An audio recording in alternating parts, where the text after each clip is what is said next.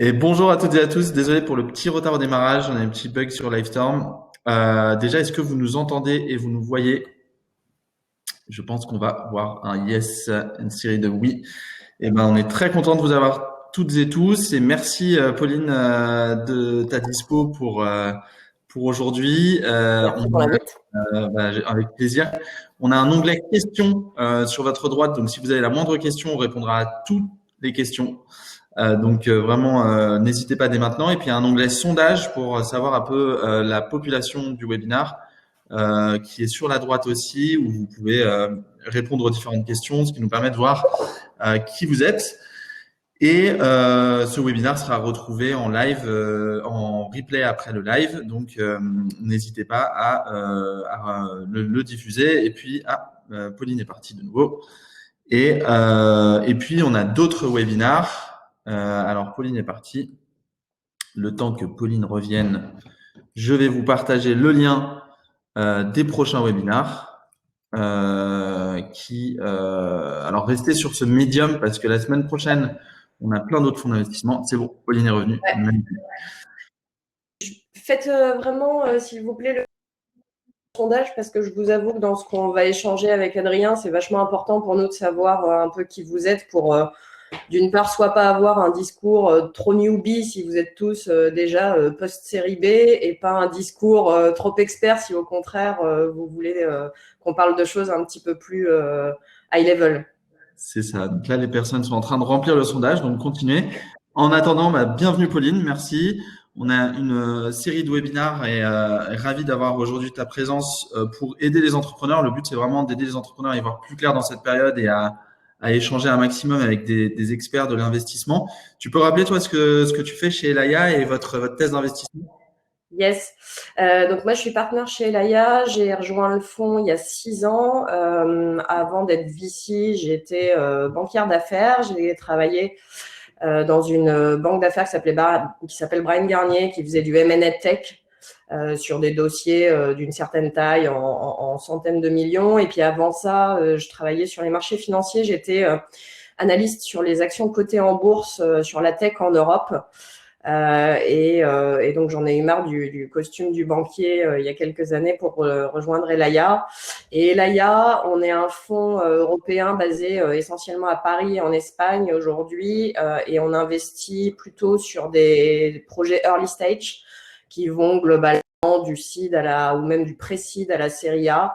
Ça nous arrive d'aller un petit peu plus loin. On met des tickets de 1 à 10 millions. Et ce qu'on fait surtout en termes de thèse d'investissement, c'est des projets plutôt B2B et plutôt très marqués d'un point de vue disruption technologique. Voilà, on va plutôt aller chercher des choses où il y a de la propriété intellectuelle et de la vraie complexité techno. Et on est aujourd'hui une équipe d'une trentaine de personnes pour gérer un peu plus de 500 millions.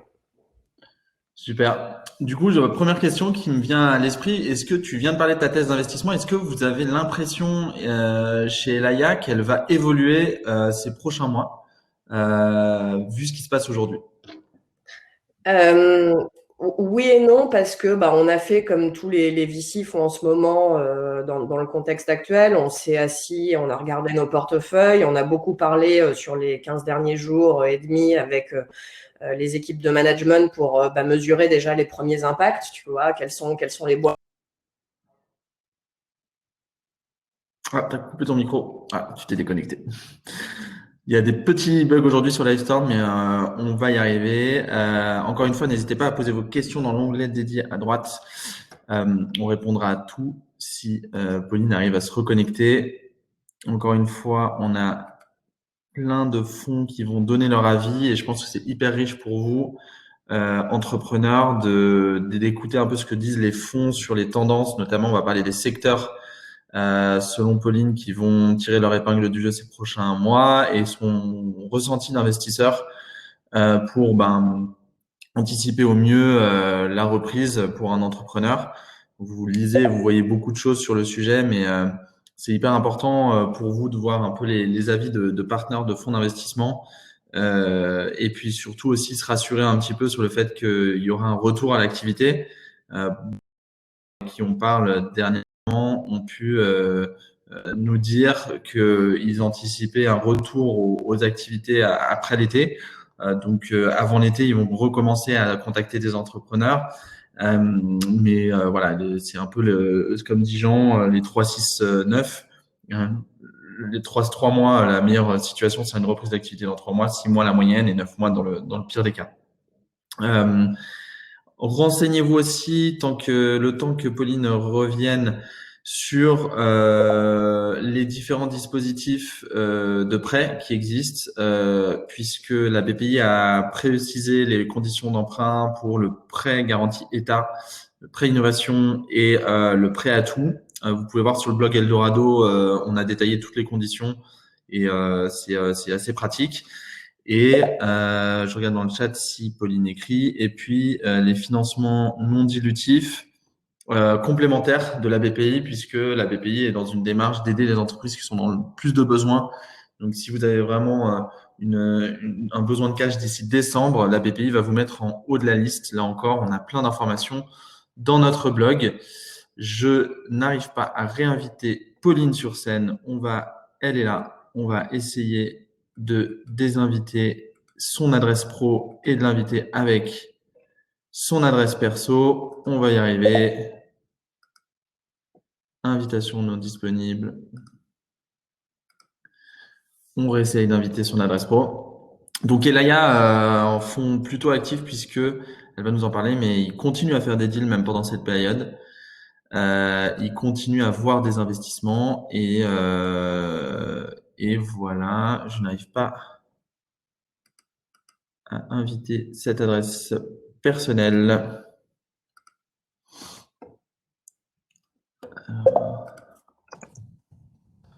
Je ne peux pas l'inviter.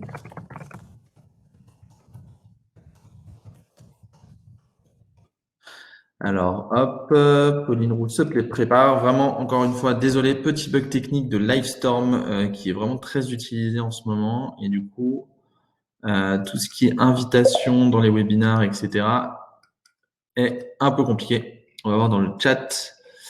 Et puis Louisa, voilà, qui nous parle du playbook d'Elaya. Donc Louisa qui gère toute la communication du fonds Elaya. Et du coup, on a toutes ces informations grâce à Elaya dans leur playbook. Je vous invite à regarder, à vous renseigner vraiment sur ce type de contenu parce que ça va aider vraiment, ça va vous aider à y voir plus clair dans la période. On a d'autres types de ressources. J'essaie de meubler le temps que Pauline réussit à revenir. J'arrive pas à l'inviter avec son adresse personnelle, mais qu'avec son adresse pro. Donc j'espère que ça va fonctionner. On a d'autres lives la semaine dernière avec deux autres fonds qui sont Founders Future et Kima Venture avec Jean qui donnaient un peu Jean de la Roche-Brochard qui donnait leur avis sur ce qui se passait. Et puis la semaine prochaine, on a toute une série de fonds d'investissement. On va continuer la semaine même d'après avec, n'hésitez pas si vous voulez avoir des invités, mais on a le responsable startup de la Banque de France puisqu'il y a beaucoup de prêts bancaires. On va avoir la stratégie bancaire qui se déploie. On a des personnes de la BPI qu'on va faire venir et ben, je vais répondre à vos questions pendant qu'on est en live. Le scope B2B exclusivement, il me semble, Pauline nous répondra que le scope d'Elaya est quasiment exclusivement B2B. Elaya va-t-il évoluer sur les critères préalables de ces investissements? On était en train de poser la question à Pauline, notamment sur le fait que est-ce que la thèse d'investissement va évoluer? Et effectivement, les thèses d'investissement peuvent évoluer. Je vais juste envoyer le numéro de Pauline à Lara chez moi. Et les thèses d'investissement vont forcément évoluer ces prochains mois. Donc, c'est pour ça que je vous invite à bien vous renseigner, à bien suivre les tendances des fonds d'investissement, puisque il est fort à penser déjà que les fonds et les investissements vont avoir une valorisation, les valorisations vont être impactées durablement du fait de la crise. On ne sait pas si ça va être 50%, 25%, ça dépendra des secteurs. Il faut absolument l'anticiper. Ça veut dire quoi que les valorisations baissent? Ça veut dire que soit vous levez moins d'argent que ce que vous prévoyez, soit vous levez autant d'argent, mais vous vous diluez plus. La première option est quand même à privilégier. Et puis d'ailleurs, on a aussi sur les investissements les bridges. Donc, j'ai vu que dans le sondage, il y a pas mal d'investisseurs, d'entrepreneurs qui ont déjà levé des fonds en seed, 7. Il y en a quand même 9 qui n'ont pas levé des fonds. On va aussi parler du comportement pour ces entrepreneurs. Pour ceux qui ont levé des fonds, vraiment la priorité, c'est de contacter vos investisseurs historiques et de faire potentiellement bénéficier du fonds French Tech Bridge qui a été mis en place, qui sera de 80 millions d'euros pour l'instant et 100 millions d'euros, qui va justement vous aider si vous étiez en phase de levée de fonds à conclure un investissement pour les prochains mois, qui sera sous forme d'obligations convertibles. Donc, à voir comment les investisseurs vont pouvoir alors, je vais essayer encore d'inviter Pauline, vont pouvoir suivre sur ces types d'investissements. Mais l'avantage pour vous, c'est que la BPI va faire dans une logique 1 pour 1 des obligations convertibles. C'est-à-dire que si vous avez besoin de 400 000 euros de bridge, vous pouvez trouver 200 000 euros par des prêts ou des dispositifs existants, mais aussi vos investisseurs historiques avec des bridges. Et automatiquement, la BPI va faire sous forme d'obligations convertibles. C'est-à-dire qu'ils vont vous donner l'argent directement et signer avec vous un contrat obligataire.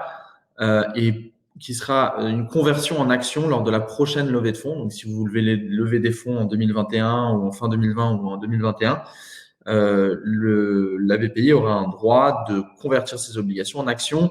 Cédrico, le secrétaire général du numérique, a indiqué que l'objectif n'était pas de convertir les actions, qu'en principe, le principe de base serait de faire en sorte que ces obligations soient rachetées.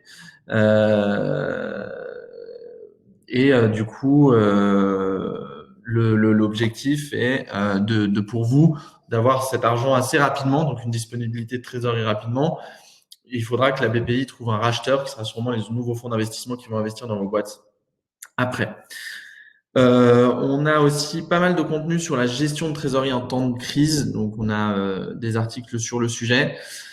On vous encourage toutes et tous à faire un business plan dégradé de votre activité. Les fonds généralement font 50% d'impact sur votre chiffre d'affaires, enfin sur tout ce qui est top line et chiffre d'affaires, jusqu'à 75%. Donc, voyez les hypothèses les plus pessimistes possibles pour vous dire si j'ai plus de cash en novembre, qu'est-ce que je peux activer aujourd'hui pour avoir du revenu, enfin de la trésorerie à l'été 2021. Ce qui est vraiment recommandé, c'est d'avoir du revenu à l'été 2021, puisque ça va vous laisser le temps déjà d'amortir la crise, de baisser vos coûts de trésorerie non nécessaires pendant cette crise, de repenser aussi votre modèle.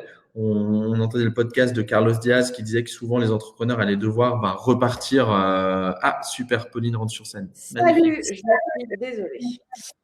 Super, c'est cool. Mais on a déjà des questions et comme ça, on va rentrer dans le vif du sujet. Allez. Du coup, on parle justement de l'évolution. Et merci à Louisa parce qu'il y a Louisa Delaya qui est connectée et du coup, elle poste plein de trucs. Merci. Ouais, j'ai vu. Merci Louisa. Elle est au taquet, comme toujours. Et du coup, non, parfait, Pauline, pour rebondir sur la thèse d'investissement, puisque c'est un peu les premières questions qu'on a. Ouais. Est-ce que vous allez faire évoluer les types de boîtes que vous allez regarder, les secteurs, les critères préalables à l'investissement, comme demande Nicolas dans les questions? Ouais, alors ce que je commençais à dire, c'est qu'en fait, quand on a fait un peu l'état des lieux chez nous, on n'a pas vu aujourd'hui que la thèse actuelle, c'est-à-dire B2B Tech, était spécifiquement impactée, plus que les autres, dans le sens où on va pas redire tout ce qu'on a déjà entendu 20 fois. Hein, le travel est très impacté, la logistique, d'une certaine façon le retail aussi, qui essaye de compenser avec le e-retail. On a évidemment des expositions sur ces grandes verticalités. Par contre, on a des projets de boîtes qui viennent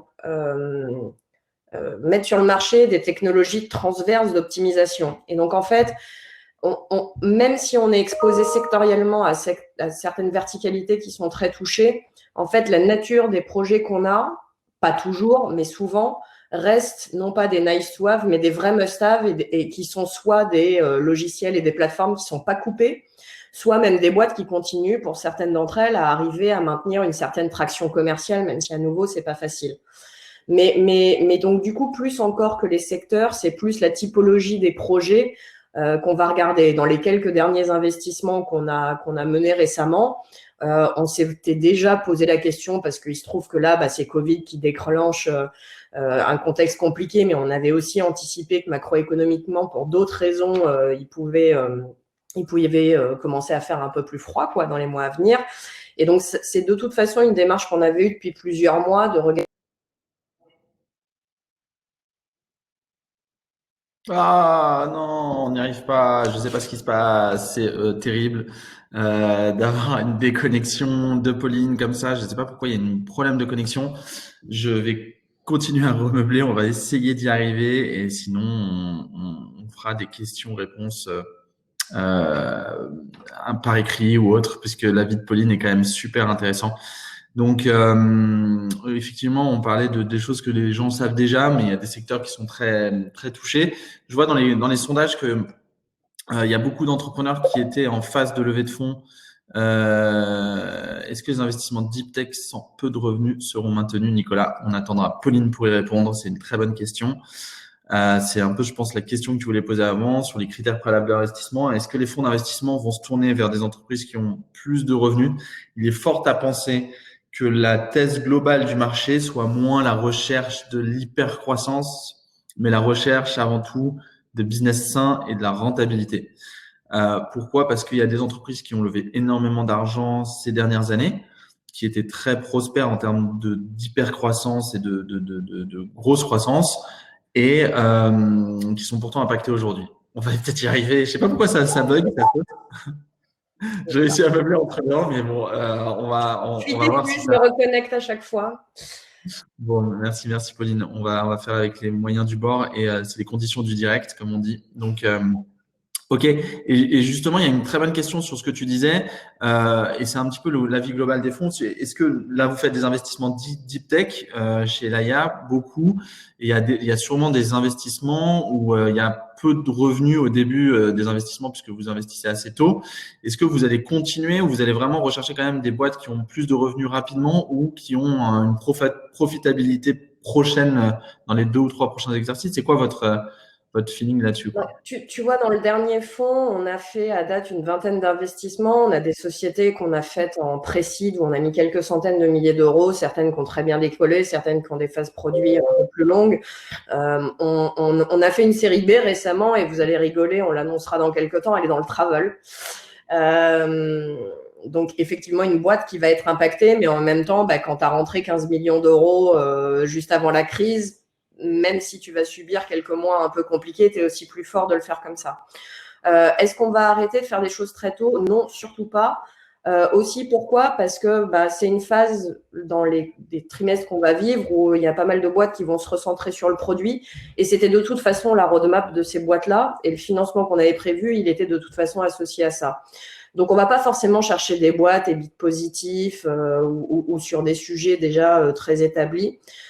Et l'avantage aussi de ces boîtes-là, alors après, à nous de les aider à préserver leur cash, mais c'est aussi des boîtes qui n'avaient pas chargé, qui avaient levé de l'argent et qui n'avaient pas forcément investi des montants astronomiques dans des équipes, dans du product. Et c'est aussi des boîtes qui, en fait, par la nature de leur caractère très early, bootstrap pas mal.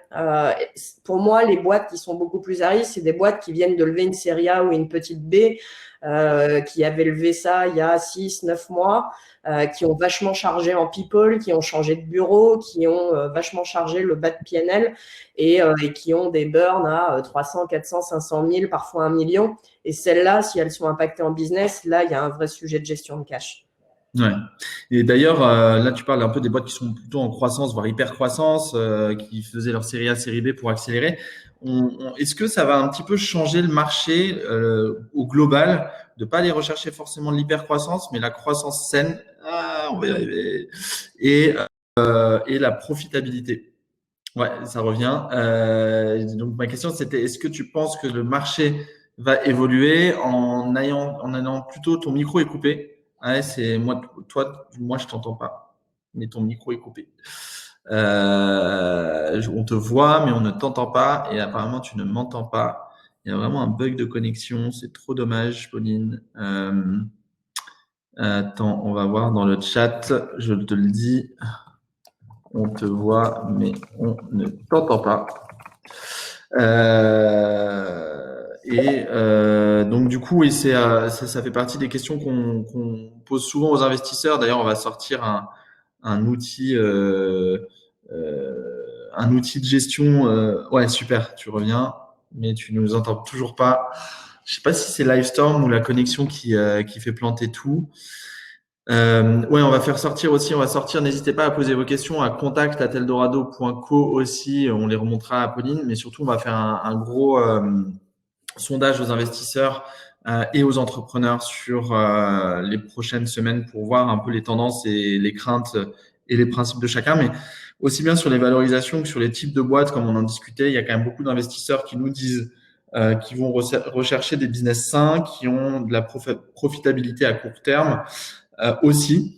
Et pas que des boîtes qui sont vraiment dans une perspective d'hypercroissance, c'est que pour super tester la croissance, ils sont quelque part obligés de lever beaucoup de fonds. Ce que fait Elaya dans les investissements deep tech, c'est aussi parce qu'il y a beaucoup de coûts de R&D et de développement de technologie que les fonds supportent. Et ça, ce que nous disait Pauline, c'est que c'est pas prêt de s'arrêter puisque la rupture technologique implique pour beaucoup d'entreprises plusieurs fonds. N'hésitez pas aussi à me poser vos questions le temps que Pauline potentiellement revienne. Après, si elle repart, ben, on aura malheureusement, elle a déjà coupé 3 fois, donc on va essayer de faire autre chose et on s'adapte aussi. Donc, si vous avez des questions, posez-les moi. Même de façon générale sur les autres types de financement en attendant que Pauline revienne. Est-ce que le secteur de la défense et de la sécurité est accepté, connu chez vous? Ce secteur semble nettement moins impacté. Exactement. C'est un des secteurs qui peut tirer son épingle du jeu. On va faire un article d'ailleurs sur les secteurs porteurs pendant la crise sur Eldorado. Des secteurs, tout ce qui favorise la défense, la sécurité, la surveillance extérieure, etc. et le contrôle des flux sera favorisé. Puisque c'est des besoins qu'on a aujourd'hui, notamment sur la sécurité des personnes, des biens, etc. Donc il y a beaucoup d'entreprises en cybersécurité aussi qui vont être mobilisées. On voit qu'il y a beaucoup d'attaques cyber aussi par des hackers, etc. Donc il y a beaucoup d'entreprises et d'entrepreneurs qui développent des technologies de cybersécurité qui vont être des business qui vont être très regardés, puisque si on est tous en confinement ou qu'on bosse tous en remote, il y a vraiment un aspect accéléré de la sécurité des informations et des documents. Donc voilà. D'autres secteurs qui sont assez porteurs, tout ce qui permet de faire du sport de façon collaborative à distance, donc beaucoup de salles de sport physiques ont fait des sortes de pivots pendant la période de crise pour offrir à leurs abonnés des cours en ligne ou des web cours, etc. Donc, si vous avez des solutions ou des outils qui favorisent ce type d'exercice personnel et puis même tout ce qui fait le bien-être d'une personne qui travaille à distance ou de chez elle, l'organisation avec son temps personnel, les applications de yoga, etc., qui tirent beaucoup leur épingle du jeu dans cette période. Et il y a peut-être d'autres choses à penser. C'est à vous de réfléchir sur les autres idées que vous pouvez avoir dans ce secteur. Les jeux vidéo, dans un sens global, l'entertainment, le home entertainment, donc jeux vidéo, films, streaming, solutions pour favoriser les jeux à plusieurs, à distance, les jeux communautaires, tout ce qui favorise aussi les gestions de communauté. Donc, c'est un peu le réavènement aussi des réseaux sociaux qui repart. Donc, tout ce qui a des technologies sociales à distance, aussi bien pour l'aspect personnel, votre famille, vos proches, amis ou co-participants à un jeu, que l'aspect professionnel, travailler au mieux à distance avec ses collaboratrices, ses collaborateurs, les outils de suivi de gestion. Sont des secteurs qui vont être porteurs ces prochains mois aussi, ou du moins regardés. Évidemment, secteur santé, biotechnologie et médicale. À cette fois, on te réentend, Pauline. Si on n'y arrive pas, on n'y arrivera pas et on pourra peut-être te poser tes questions par un autre biais, mais je ne sais pas si c'est la connexion ou autre. Et on parlait justement du coup des entreprises qui ont soit celles qui ont du cash sont celles qui dépensent le moins, qui bootstrap. C'est un avantage quelque part d'avoir levé. On a même des entrepreneurs qui nous posaient la question, est-ce que c'est le bon moment pour créer sa boîte? Quelque part, ça l'est. puisque vous allez avoir du temps, le temps qu'on sorte de la crise pour travailler sur votre produit, votre projet. Et ce que tu disais sur les investissements, du coup, c'est s'ils ont du cash et qu'ils bootstrap, ils vont réfléchir aussi à la sortie de crise, plutôt que les boîtes qui étaient plutôt en pleine croissance et en pleine dépense, où là, il y a vraiment un travail sur la trésorerie. Tu vois, on a un peu deux façons, nous, aujourd'hui, d'aborder la question. Soit tu as des boîtes qui, effectivement, sont très lancées et qui sont très impactées sur le business. Et là, très vite, on leur dit, OK, il faut vraiment préserver votre cash, réduire votre burn. Et donc, on a un certain nombre d'actions autour de la révision du budget avec des worst case. Et malheureusement, souvent, des coupes à faire à la fois dans les équipes et puis dans le setup des sociétés, ce qui est très désagréable, mais ce qui est une condition sine qua non pour passer la période. Et puis, pour d'autres qui, elles, justement, étaient plutôt dans ce mode bootstrap, on leur dit, passez du temps sur votre produit, faites vraiment en sorte que quand les gens vont y revenir, que pour le Q4, vous ayez vraiment les killer features qui vont bien et faites de votre faiblesse de cash aujourd'hui votre différence en termes product. Ok. Vous, votre rôle en tant qu'investisseur, là, tu as dit que du coup, vous, comme beaucoup d'investisseurs et de fonds aujourd'hui, vous tournez vers votre portefeuille pour les aider. Comment vous faites ça aujourd'hui et c'est quoi les conseils que tu pourrais donner aux entrepreneurs qui nous écoutent sur la gestion du cash? Oui.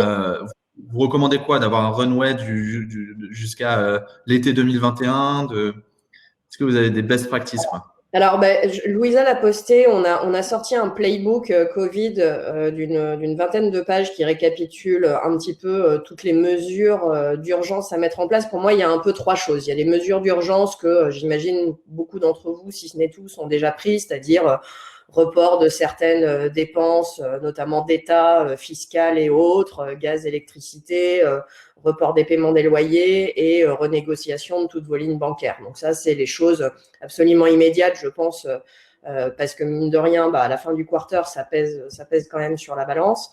Ensuite, on a discuté avec chacune des sociétés. Je vous invite à regarder aussi sur quel type d'accompagnement d'État, et chez BPI France, vous pouvez être éligible.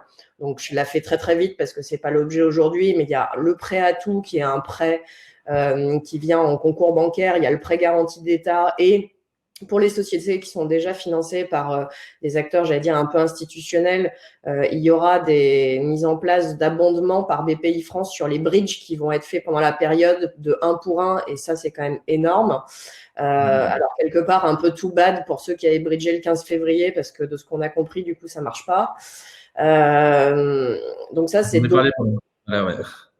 Ça, c'est d'autres mesures où il faut vraiment pas s'interdire d'aller chercher de l'argent additionnel, parce qu'à nouveau, aujourd'hui, on n'est jamais trop riche. Et puis après, les autres actions qui sont celles sur lesquelles là, on aide un peu plus, c'est de dire comment est-ce qu'on reset la boîte de sorte de gagner le maximum de temps. Et donc, du coup, tu vois, tu as eu les effets de panique de la première semaine du type ah là là, qu'est-ce qu'on va faire? Et puis derrière, on a demandé à tout le monde d'avoir un assessment assez clair avec un petit peu de recul, parce que si quand le business dégueule, c'est hyper difficile de le voir en 3 jours, tu vois. Quand tu as tes commandes qui tombent, quand tu as tes bookings qui n'arrivent pas, quand tu as tes RFP qui sont annulés, tu ne vois pas tout ça en 3 jours. Donc, on a aussi setupé un certain nombre une rythmique en fait de discussion avec nos entrepreneurs où tu vois, en temps normal, on a plutôt des boards tous les 2 mois. Là, on a plutôt des mini-boards tous les 15 jours pour dire, bon alors, ça en est où? Quand vous remettez le thermomètre, est-ce qu'il fait moins chaud, plus froid? Et du coup, on fait ce travail de révision des business plans, parce que tout ce que vous aviez dans vos business plans jusqu'à il y a encore 15 jours, ça va dans un fichier qui s'appelle Hold et ça sert plus à rien d'y toucher, il faut tout refaire. Et puis derrière, les recommandations un peu basiques qu'on donne, alors c'est à adapter beaucoup en fonction des sociétés, de leur état, de leur maturité et du cash qu'elles ont en banque aujourd'hui. Mais en gros, si on prend une boîte de SaaS un peu classique, on dit les gars, booking Q2, c'est 0. Q3, déjà, en général, c'est pas des gros mois parce qu'il y a l'été, parce que machin, mais là, tout le monde va sortir rincé du truc et chacun va compter ses morts, donc mettez-le à 0 aussi. Et les hypothèses, du coup, sur lesquelles on leur demande de travailler, c'est, partant du principe qu'une reprise au Q4 aujourd'hui est envisageable, vous faites un premier plan où la reprise, elle est gentillette parce que on revient pas aussi vite sur les mêmes cadences, et vous en refaites une où ça reprend mieux. Et en fait, on fait des tests de sensibilité justement de la tenue du cash là-dessus pour dire si on met Q2 et Q3 à 0 et on fait un Q4 mou, il se passe quoi? Et si on fait un Q4 pas trop mal, il se passe quoi aussi? Idéalement, effectivement, il faudrait pouvoir aussi projeter sur 2021. Et ce qu'on leur dit, c'est pas que en Q4, entre guillemets, qu'il faudra se dire, super, c'est génial, tout est reparti comme en 40.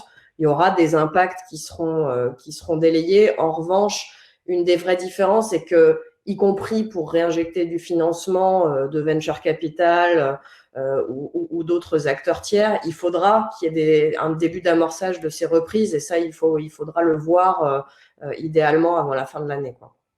Ouais. Est-ce que du coup, justement, vous avez, par principe, aidé des entreprises de votre portefeuille à trouver des solutions de cash avec vous, ou d'abord vous faites l'externe, vous faites les bridges potentiels justement avec la BPI dont on ne connaît pas encore tous les tenants, les aboutissants, les conditions. Qu'est-ce que vous allez privilégier pour aider vos boîtes aussi? On a fait un scoring du portefeuille qui n'est pas celle-ci elle est bien et celle-ci elle est pas bien, qui est sur le niveau d'urgence en termes de traitement. C'est-à-dire, il y a des boîtes, je les citerai pas, mais il y en a une qui travaille dans le secteur aéroportuaire. T'imagines bien que depuis 3 semaines, même un peu plus, un mois, il se passe pas grand-chose. Celle-ci, typiquement, elle est dans un critère d'urgence absolu parce que elle a juste plus de clients en fait. Donc on a une espèce de matrice en fait où il y a comment la boîte exécutait auparavant et comment elle se portait, l'urgence du cash et la présomption d'impact de la crise sur son business. Et en fait, fonction de cette matrice-là, parce que on gère aussi 70 boîtes dans le portefeuille, donc malheureusement, on peut pas discuter du refinancement des 70 en même temps. On a priorisé un peu les choses parce que pour certaines, il y a un sujet de cash à 3 semaines, un mois. Et puis pour d'autres, il y a un sujet de cash au Q4 et auquel cas, on est plus dans l'accompagnement opérationnel. Mais l'urgence financière, elle n'est pas encore déclarée, quoi. Okay. Derrière, une des questions qu'on nous pose souvent, c'est est-ce que, au même titre que on entend que certains soignants doivent choisir leurs patients, est-ce que vous choisissez vos boîtes? Non. Aujourd'hui, on n'a pas vocation à dire toi tu vis et toi tu meurs. C'est pas du tout comme ça que ça se passe. Les sociétés qui allaient vraiment pas bien avant la crise, tu sais quoi, elles diront pas beaucoup mieux après de toute façon. Mais en revanche, il y a et c'est aussi le message que BPI a envoyé aux différents fonds de la place, c'est dire nous on joue notre rôle de soutien, vous GP et VC, il faut que vous jouiez votre rôle de soutien aussi. Après, il y a des sociétés qui en ont besoin plus que d'autres.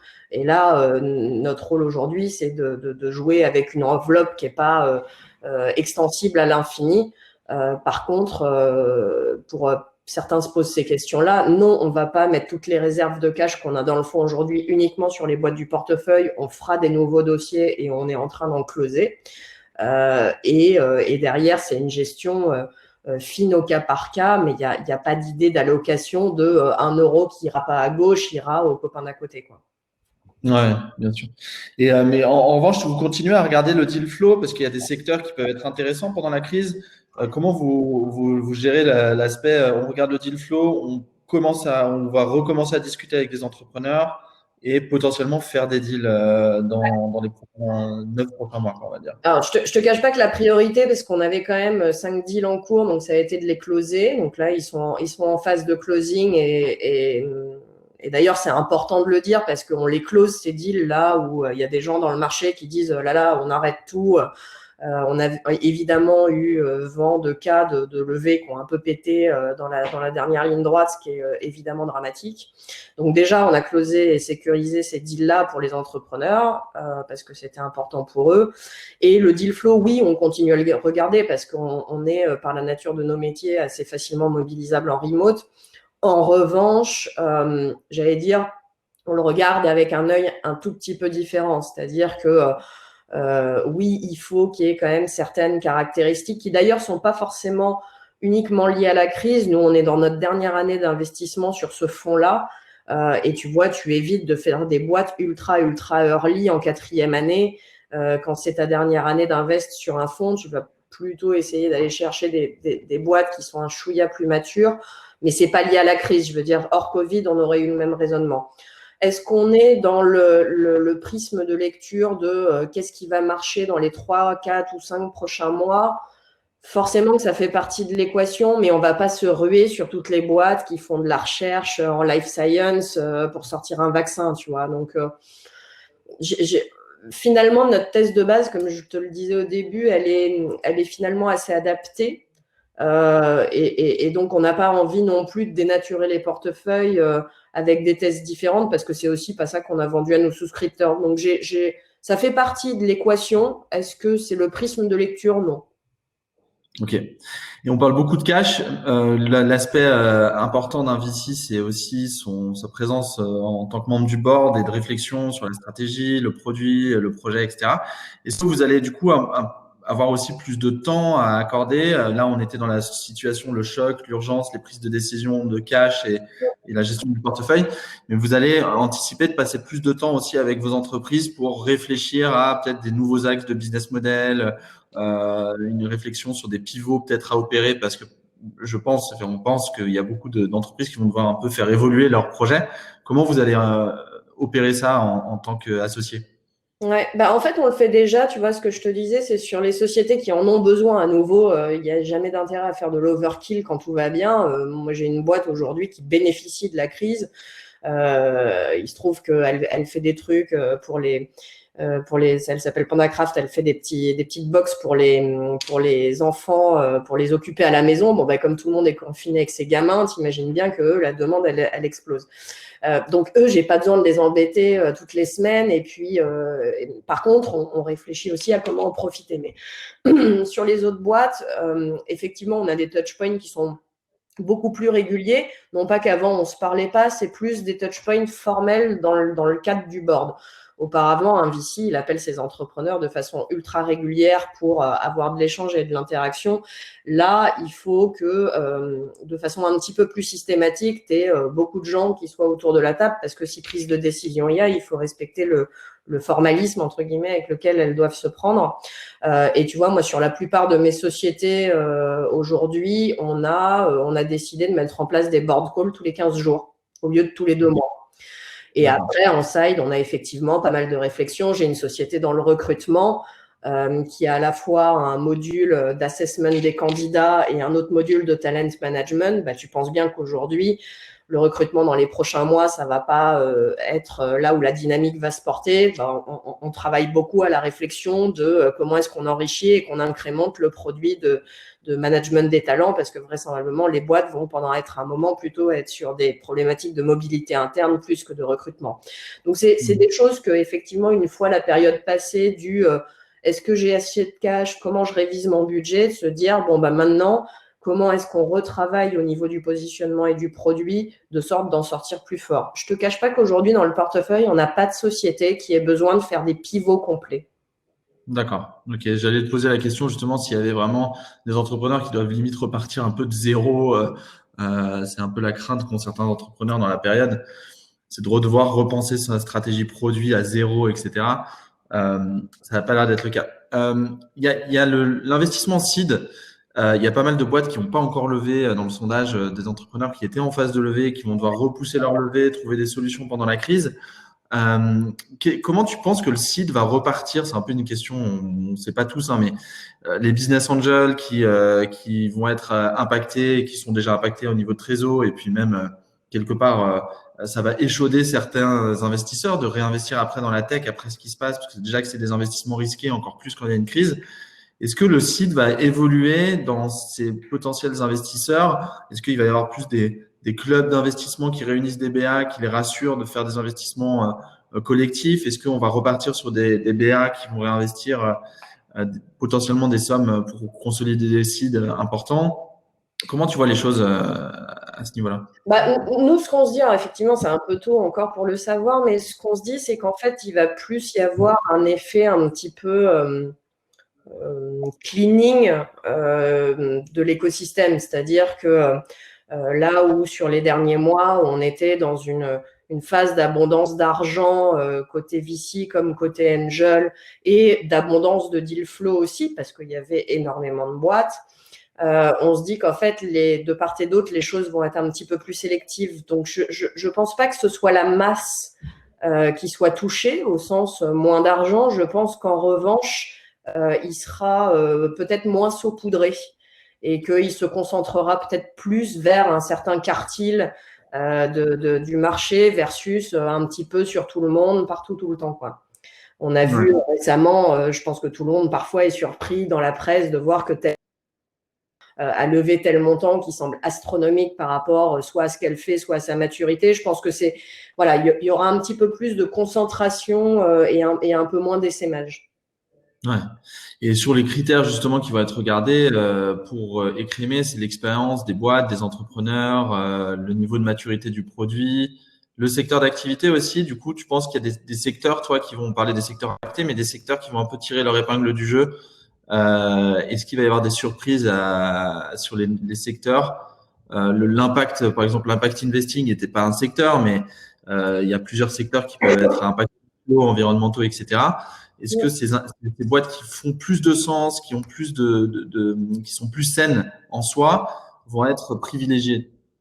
Quand tu regardes, je ne sais pas si vous avez vu passer ce papier-là, je crois qu'il est disponible publiquement. Regardez un peu les matrices Gartner sur les boîtes qui pâtissent de façon présumée de la crise et celles qui vont s'en sortir. Effectivement, on voit que tous les sujets autour de l'éducation, la business productivity, les RH au sens gestion des talents, tout ce qui est cybersécurité, sont des potentiellement secteurs qui sont tirant parti de la crise.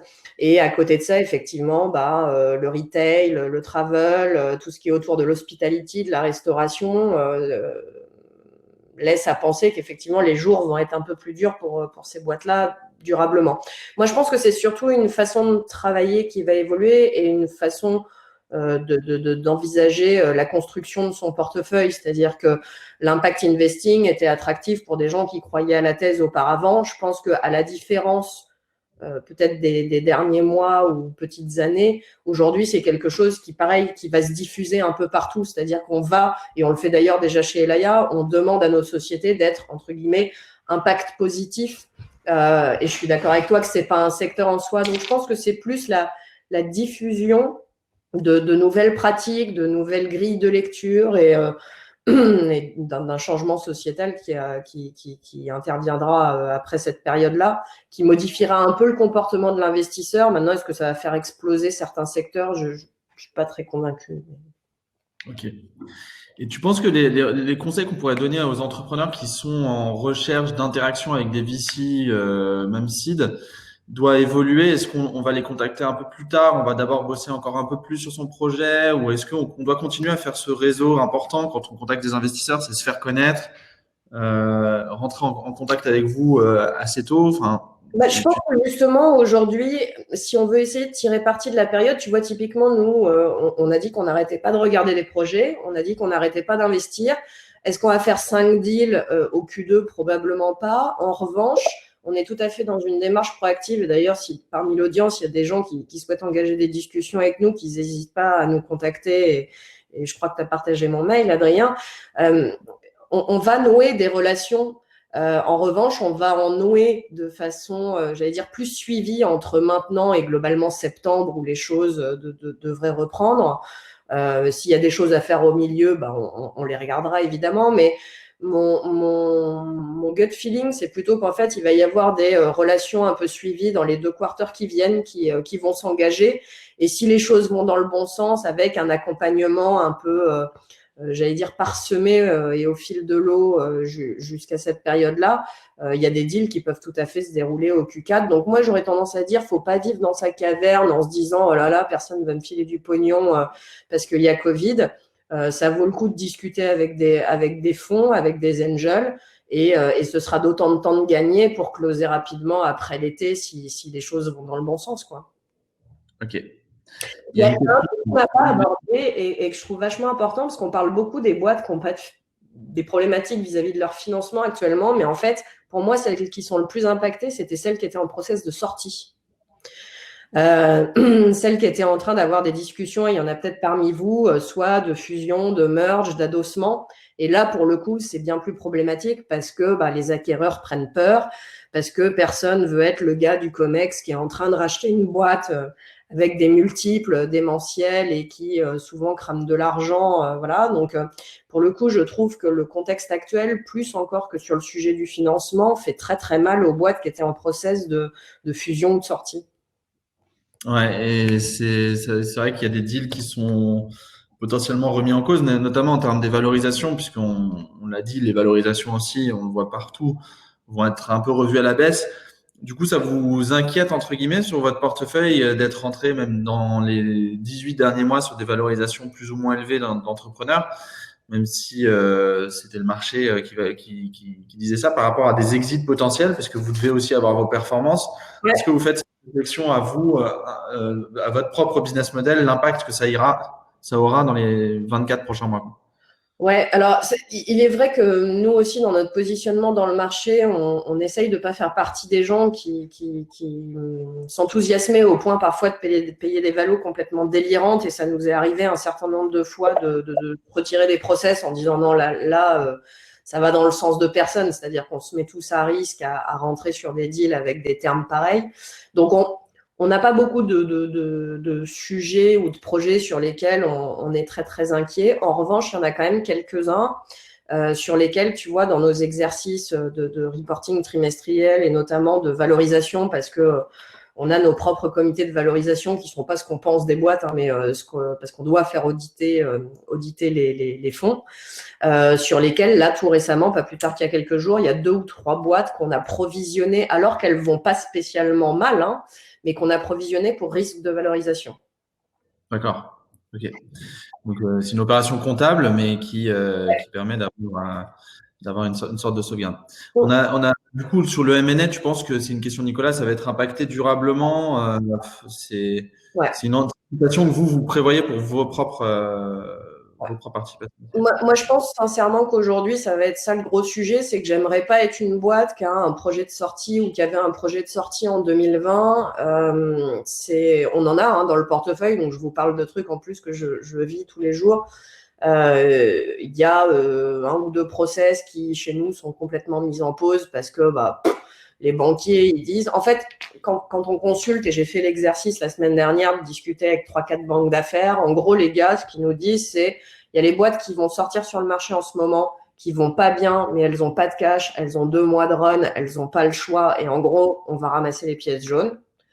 Et ne seront encore éligibles à des mandats, ou à des sorties en M&A, entre guillemets, correctes et correctes plus que des boîtes exceptionnelles d'un point de vue croissance, profil de marge, typologie de produit et taille. C'est-à-dire qu'en gros, ce que tu n'as pas envie d'être en M&A aujourd'hui, c'est une boîte qui fait 400 ou 500 000 de MRR, qui crame 150 000 par mois et à qui il reste 6 mois de cash. Et si là, tu as prévu de sortir, là, honnêtement, je pense que c'est compliqué et il faut vraiment trouver d'autres options que d'aller sur le marché. Et comme malheureusement, les acquéreurs des boîtes françaises ne sont pas tous américains et qu'on est plutôt dans un marché déjà du M&A qui, par nature, était un petit peu frileux, même si ça s'est beaucoup amélioré ces dernières années. Oui, les boîtes du SBF 120, elles ne vont pas payer des sociétés 10 fois l'ARR dans les 10 ou 12 prochains mois, avec une bonne proba. Donc, je pense que malheureusement, c'est plutôt le sujet des sorties qui risque de durer un peu plus longtemps que celle du financement, parce que, à nouveau, les VC, ils ont des fonds à déployer.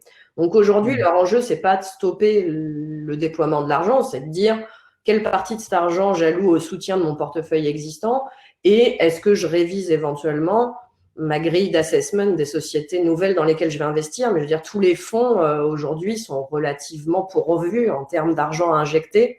Les acquéreurs, vraisemblablement, à mon avis, un petit peu moins. Ça veut dire que vous aurez peut-être à réinvestir aussi dans votre portefeuille pour faire durer, passer cette période pour des sorties à la hausse après ça, quoi. Ouais, et tu le vois quand tu regardes les performances des vintage de fonds qui ont dû sortir des boîtes pendant la crise de 2008-2010, c'est des fonds qui ont des performances dégueulasses. Globalement, c'est des fonds génération 95-98. Et quand tu regardes, parce qu'on a des durées de fonds d'à peu près 10 ans, et quand tu regardes la performance de ces fonds-là en termes de génération qui ont dû sortir leur boîte alors que c'était la cata, ça a vachement impacté les perfs. Donc oui, là, pour ces boîtes-là, en gros, il va falloir prendre le pont, tu vois, qui fait que hop, tu réatterris de l'autre côté, mais dans 18-24 mois, quoi. On a 2 ou 3 petites questions avant de terminer. Karine qui pose une question justement sur le secteur de la défense, la sécurité. Est-ce que c'est un secteur, la cyber ou la sécurité au global que vous regardez? Ouais, c'est un secteur qu'on aime beaucoup, qu'on a beaucoup regardé ces derniers temps. On a regardé de près certains projets, on s'est même positionné sur certains d'entre eux. Même en dehors de la crise, c'est à notre sens une thèse d'investissement majeure aujourd'hui quand tu fais de la tech en B2B. Donc clairement, Karine, si tu bosses dans une boîte de cybersec, je veux voir ton projet. Mais oui, ça fait partie. Et ça, à nouveau, c'est pas lié au contexte actuel, même si ça va l'exacerber probablement un peu. C'est l'explosion des besoins en infrastructure ont aussi créé un certain nombre de problématiques et de risques associés. Et donc, ouais, très preneur de la thèse cybersécu, clairement. Et sur la thèse travail flexible, remote, tous les outils qui favorisent ça, c'est une question de Paola. Ouais, bah ça aussi, évidemment, on avait regardé pas mal de choses. Alors, nous, on fait pas de choses qui soient pas software. Donc, on va plutôt regarder des outils de prod, des outils de partage, des outils collaboratifs. Des outils de productivité d'entreprise. Donc ça, c'est effectivement des sujets qu'on aime bien. Ouais. Bah, Pauline, est-ce que je peux partager ton adresse du coup, parce qu'il y en a des personnes. Donc, je partage ton adresse dans le chat. Vous pouvez écrire à Pauline et j'ai mis aussi la mienne si vous avez la moindre question, même sur les autres types de financement. Merci Pauline, c'était super. Donc, désolée, la première demi-heure était dégueu, la deuxième était mieux. Ouais, clairement. Et en tout cas, bon courage pour cette période, bon courage à toutes et à tous. Gardez le moral surtout, hein, tout le monde, on va tous s'en sortir, ne vous inquiétez pas. Ouais, il faut penser positif comme ça. On est d'accord, c'est un beau mot de la fin. Merci Pauline, bonne journée à toutes et à tous. Et puis à demain pour de nouvelles aventures webinaires. Merci.